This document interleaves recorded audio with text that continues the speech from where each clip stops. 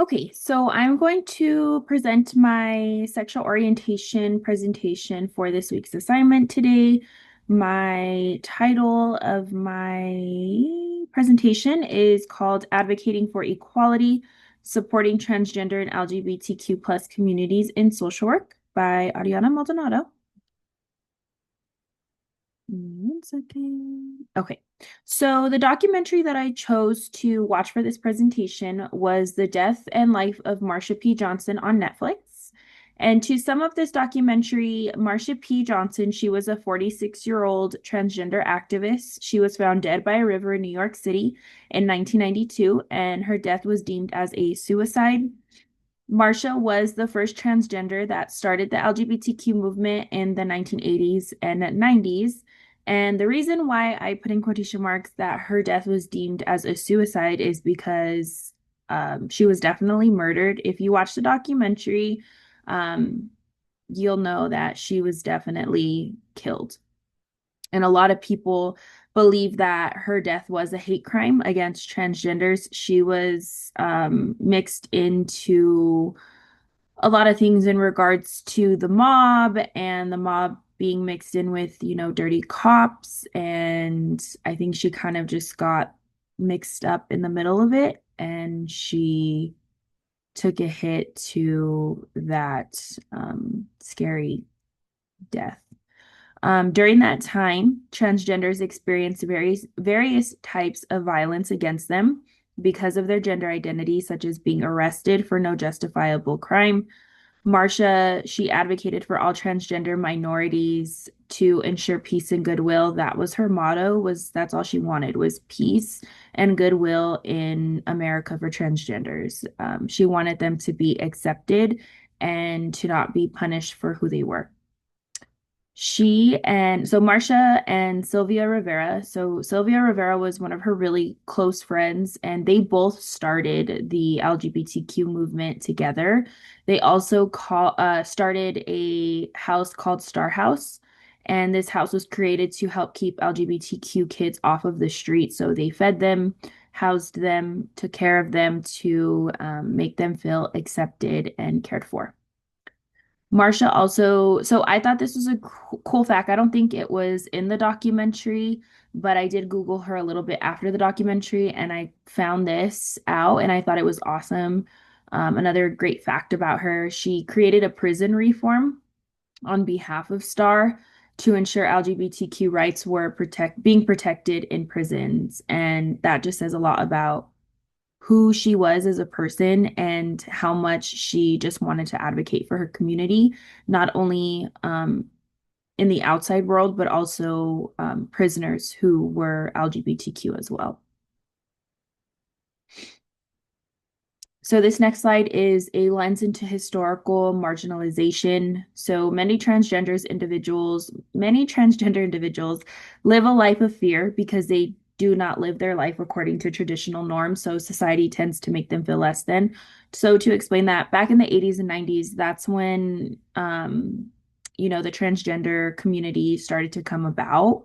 And that's why Marsha and Sylvia brought together this movement to advocate for their rights because people felt like they could just treat them any type of way because they were different from everybody else.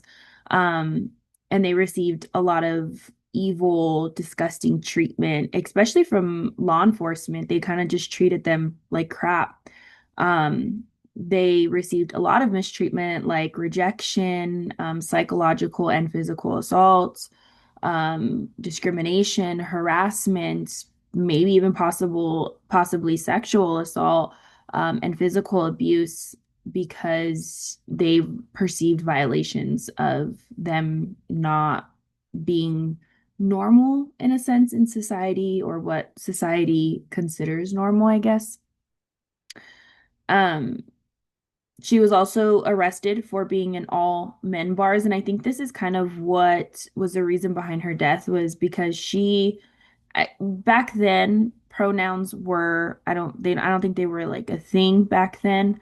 Um, so even her family referred to her as a he during the documentary. So she would always go to the all men bars and, she didn't care. She was like, I'm still a man, I can still go into these bars. And a lot of those bars were owned by the mafia.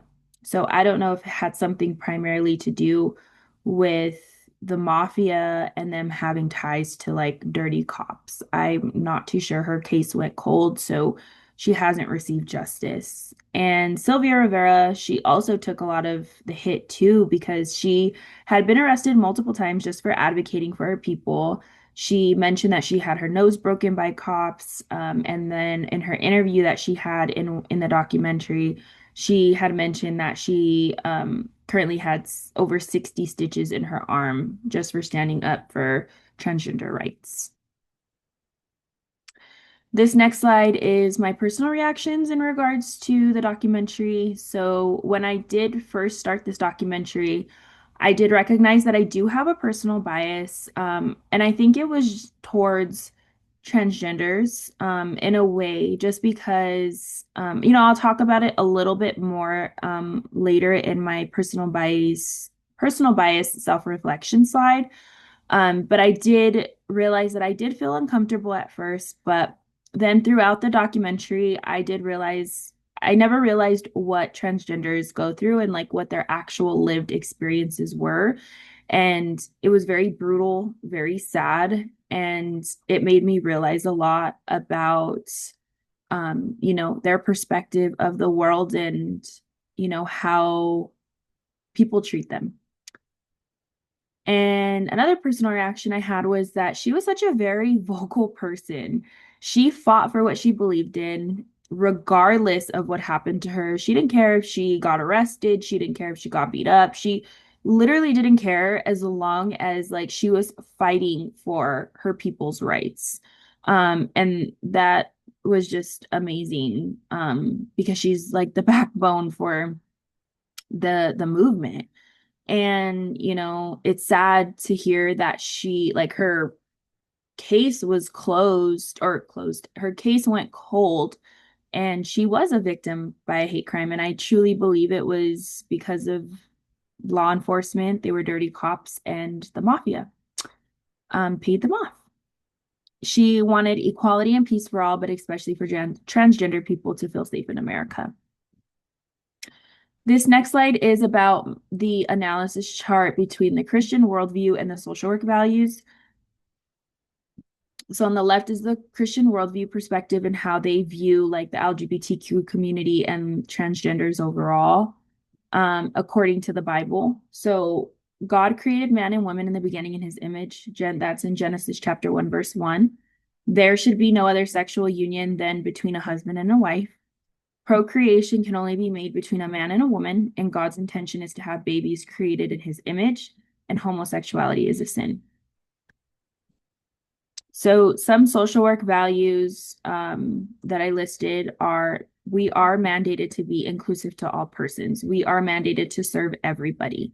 We're going to work with the whole diverse population of vulnerable individuals and communities. And we are mandated social workers to work with everybody, despite what their background is. Um, Social workers challenge social justice for all. Social workers respect the dignity and worth of every individual. Social workers practice within their areas of competence and develop and enhance their professional expertise. Service. Oh, and then I listed our social work values: service, social justice, dignity and worth of the human. Oh, I'm sorry, dignity and worth of the person, importance of human relationships, integrity, and competence.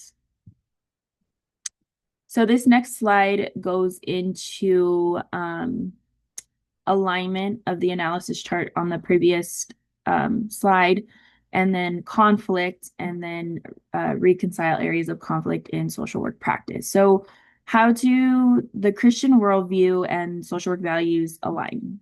I said that both social work values and the Christian worldview value the importance of being kind and loving to all. Titus chapter 3, verse 2 states to slander no one, to be peaceful and considerate, and always to be gentle towards everyone. This Bible verse aligns with the social work value, dignity, and worth of the person in our social work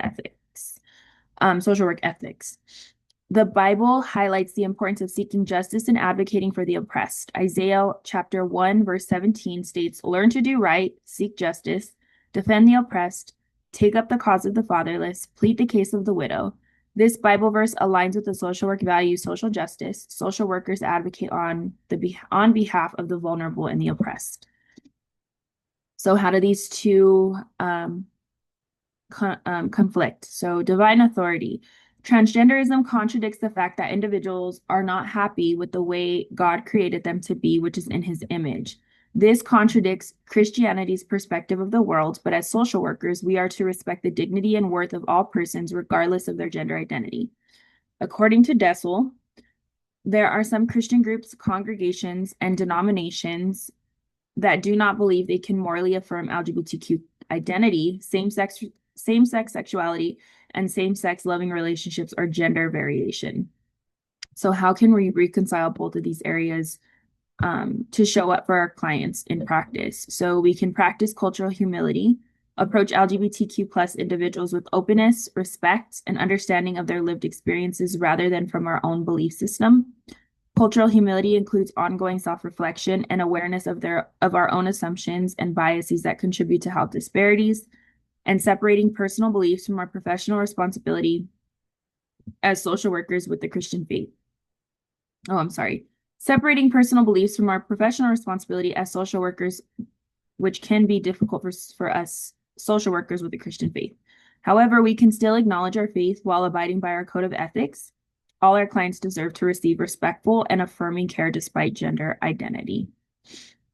And then this is just continued on from how we can reconcile these areas into practice. Using shared values such as, I love this one, using shared values such as love, compassion, and care. Both social workers and Christians value and share similar principles, which can help bridge gaps in practice. Even if our beliefs differ from others, we can still show kindness, love, and advocate for the oppressed and bring about social justice. Consultation, supervision, and ongoing education, which is very important. So if like conflicts arise, I think it's important as social workers to always go to our supervisors and receive clinical supervision, and let our supervisors know what types of biases we have and what comes up and how we can improve those in practice. So our clients are receiving the best type of care from us. We can also receive an ethical consultation on, how we can improve it. We can also continue to self-educate to ensure we stay up to date on current transgender issues or challenges that are occurring in our world to better support our LGBTQ plus clients. And this is in our code of ethics that we must do. Personal bias, self-reflection. So my personal bias after watching the documentary was that it made me feel comfortable, like I mentioned beforehand, at first, but I sat with it. So I did turn off I did pause the documentary once I felt uncomfortable to sit and just reflect as to like, what is the deeper meaning behind this bias? And I sat with it, and I think it's truly just because I am a Christian, and it is hard sometimes to accept how other people live. But once again, I do accept others and I love others for who they are. And I sat with it for a while. And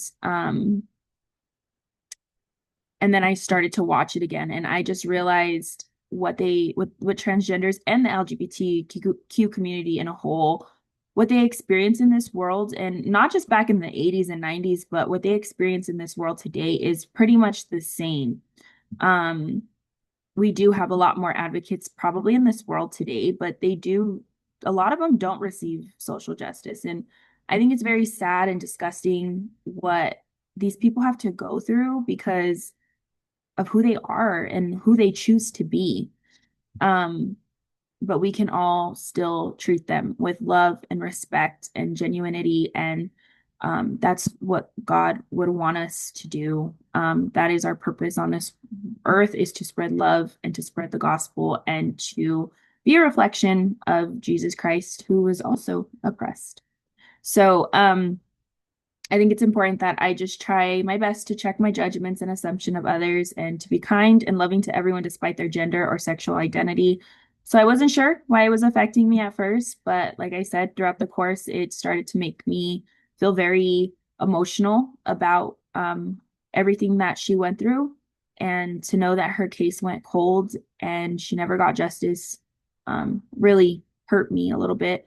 But to end it on a positive note, and my last final thoughts on the documentary was she was a huge advocator for the transgender community. Like she is the backbone of the movement, and she motivated so many people in that community to fight for their rights in this country. And I think that's amazing of her. So yeah, thank you.